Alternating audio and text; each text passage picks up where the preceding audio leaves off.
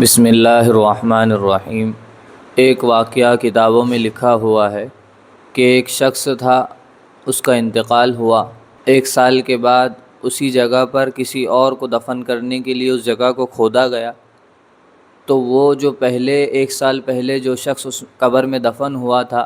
اس کی قبر میں وہ شخص بالکل صحیح اور سلامت تھا، نہ اس کا بدن گلا سڑا تھا، نہ خراب ہوا تھا، نہ اس سے بدبو آ رہی تھی، بلکہ وہ ایک دم صحیح سلامت تھا۔ ایسا لگتا تھا کہ اسے ابھی ہی دفن کیا گیا ہو۔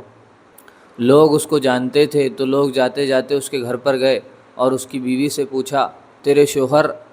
کی ہم نے قبر کو کھولا تھا تو اس میں ایسے ایسے معاملات پیش آئے اور ہم نے دیکھا کہ وہ بالکل صحیح سلامت ہے، اس کا کون سا عمل تھا کہ وہ قبر میں اس طرح صحیح سلامت ہے؟ تو اس عورت نے اور اس کی بیوی نے لوگوں سے کہا کہ وہ زیادہ پڑھا لکھا تو نہیں تھا، بلکہ وہ ایسے ہی ایک عام سا آدمی تھا، اسے قرآن آتا تھا، نہ دنیا کی دوسرے فن آتے تھے، بلکہ ایسے ہی وہ ایک عام آدمی تھا، لیکن اس کے دل میں ایک حسرت ہوتی تھی کہ جب وہ مسجد میں لوگوں کو قرآن پڑھتا ہوا دیکھتا تھا تو اس کے دل میں ایک حسرت جاگتی تھی اور اس کی ایک خواہش ہوتی تھی کہ کاش میں نے بھی قرآن کریم کو سیکھا ہوتا تو میں آج ان کے ساتھ قرآن کریم کو پڑھ رہا ہوتا۔ تو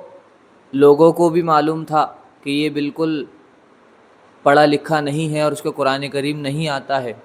تو وہ اگر قرآن کریم کو مسجد میں لے کر کے بیٹھتا تو لوگ کہتے اس کو آتا تو نہیں، تو یہ لے کے کیوں بیٹھ رہا؟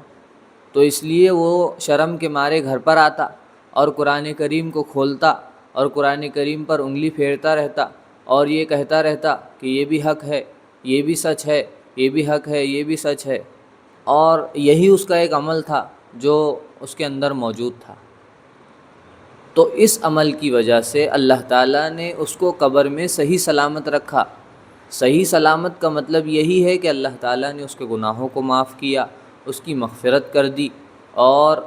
ایک روایت کے مطابق اس کی قبر میں پھولوں کو بھی لوگوں نے دیکھا۔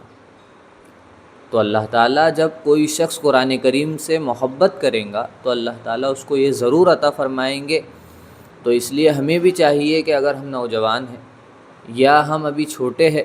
یا پھر ہم بڑے ہو گئے ہیں اور قرآن کریم ہمیں نہیں آتا ہے، تو کسی بھی عمر میں ہم سیکھ سکتے ہیں۔ اس کا جو پروسیس ہے اور اس کا جو بنیادی چیزیں ہیں اس کو ہم فالو کریں تو انشاءاللہ قرآن کریم پڑھنا